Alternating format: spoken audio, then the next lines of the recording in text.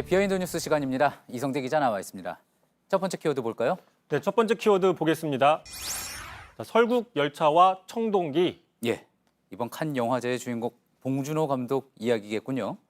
그렇습니다. 그 설국 열차라는 영화 봉준호 감독의 2013년 작품인데 프랑스 만화를 원작으로 했던 작품입니다. 할리우드 배우들이 많이 출연해서 처음으로 글로벌하게 찍었던 작품인데 관객도 900만 명 이상 드는 흥행했던 작품입니다. 하지만 봉준호 감독은 이 작품 이후에 몇 년 동안은 좀 활동이 뜸해졌는데요. 이게 블랙리스트 명단에 올랐던 것과 연관이 있는 게 아니냐라고 분석을 해볼 수 있습니다. 실제로 2년 전에 했던 언론 인터뷰를 보시면 몇 년 동안은 상당히 악몽 같은 기간이었다. 한국 예술가들이 블랙리스트 때문에 상당히 깊은 트라우마에 시달렸다라고 고백을 하기도 했었습니다. 봉준호 감독, 세계적인 감독이 그런 이야기를 할 정도였다 그러면 정말 블랙리스트가 문화계에 끼친 폐악은 대단했다고 볼 수가 있겠군요. 그렇습니다. 그래서 국정농단 사건이 터진 직후였습니다. 2016년 11월쯤에 프랑스로부터 훈장을 받는 상을 받는 자리에서 이렇게 얘기를 했습니다. 지금 나라 안팎으로 상당히 어지러운 상황이라서 충격적인 일이 계속 벌어져서 마냥 기뻐하기가 힘들다. 최순실과 트럼프 대통령이 당시 트럼프 대통령이 당선된 직후였습니다. 최순실과 트럼프 대통령이 한미 정상회담을 하는 건 아닌지 생각하니까 어지럽다라고 상당히 이런 좀 복잡한 신경을 내비치기도 했는데 이후에는요 트라우마에서 좀 회복이 된 느낌도 보이기를 했습니다. 직접 한번 들어보시죠. 작년 2016년 10월 24일 7시 59분에 어떤 심정이셨습니까? 아무 생각 없었습니다. 감사합니다. 단지 준비한 것을 보도해야 된다는 것 이외에는 다른 생각이 없었습니다. 그 방송을 라이브로 봤는데 짜릿한 순간이었습니다. 원래 봉준호 감독이 실화를 바탕으로 한 작품을 그동안 또 많이 찍지 않았습니까? 이런 걸 볼 때 혹시 기생충 다음 작품으로 국정농단 사건을 다루는 영화를 만들지 않을까 하는 생각도 언뜻 들기도 합니다. 그러게요. 봉준호 감독이 좀 비교적 짧은 제목의 영화를 선호를 하는데 만약에 그런 작품을 만든다고 하면 태블릿 또는 순실 이런 제목을 잡지 않을까 싶기도 한데 어쨌든 간에 지금 눈에 띄는 건요. 박근혜 정부 초반에는 봉준호 감독에 대해서 좀 우호적인 입장을 보였습니다. 박 전 대통령이 프랑스에서 가서 이렇게 얘기를 했는데 직접 들어보시죠. 얼마 전 프랑스에서도 개봉을 했고 세계적인 화제가 되고 있는 봉준호 감독의 영화 설국 열차는 이러한 컨텐츠 간 융합, 기술과 문화 간 융합이 박 전 대통령의 임기 초반에는 국정기조였죠. 이 문화융성 또 컨텐츠 융합의 대표적인 사례로 설국열차를 언급하고서는 이후에 블랙리스트로 관리를 했다는 건 좀 이해가 안 되는 부분이 있습니다. 그렇군요. 키워드가 그나저나 설국열차와 청동기였습니다. 요즘 청동기 이야기 많이 나오는 것 같은데 왜 청동기가 키워드입니까?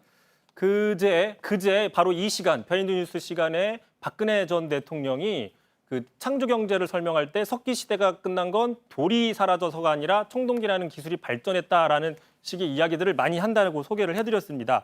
아까 프랑스에서 바로 이 설국 열차를 치켜 세운 그 다음 날 이 언급을 합니다. 다시 한번 들어보시죠. L'âge de la pierre a pris fin, non pas faute de pierre, mais du fait de l'invention du bronze.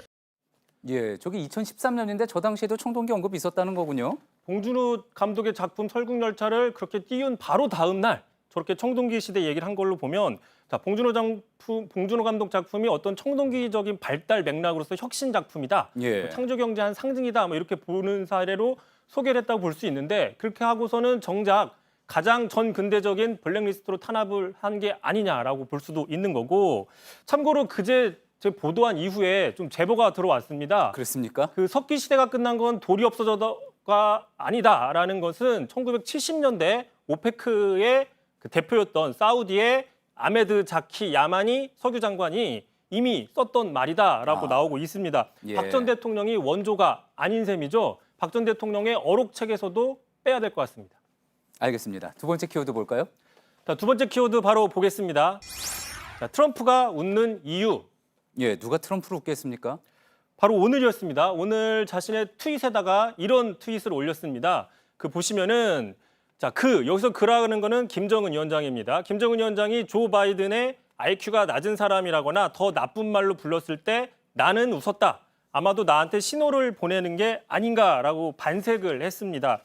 자, 실제로 지금 북한이 조 바이든 민주당의 전 부통령 지금 대선 후보를 상당히 이런 식으로 비판하고 있었습니다. 지난 21일이었는데요. 예. 자, 조 바이든은 인간적인 품격도 갖추지 못한 속물, 지능 지수가 모자라는 멍청이, 정신병자처럼 생겼다, 푼 수 없다라는 식의 상당히 원색적인 비난들을 하고 있는데 자, 조 바이든 전 부통령이 유세 중에 김정은 위원장을 폭군이다라고 상당히 맹비난한 뒤에 북한 역시 맹비난을 하고 있는 겁니다. 예.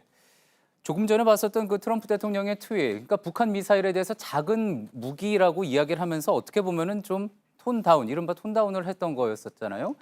사실은 이제 트럼프가 북한을 옹호한 진짜 이유가 그렇다면은 바이든을 공격했기 때문에 그런 것이냐, 뭐 이런 이야기가 나올 수도 있겠군요.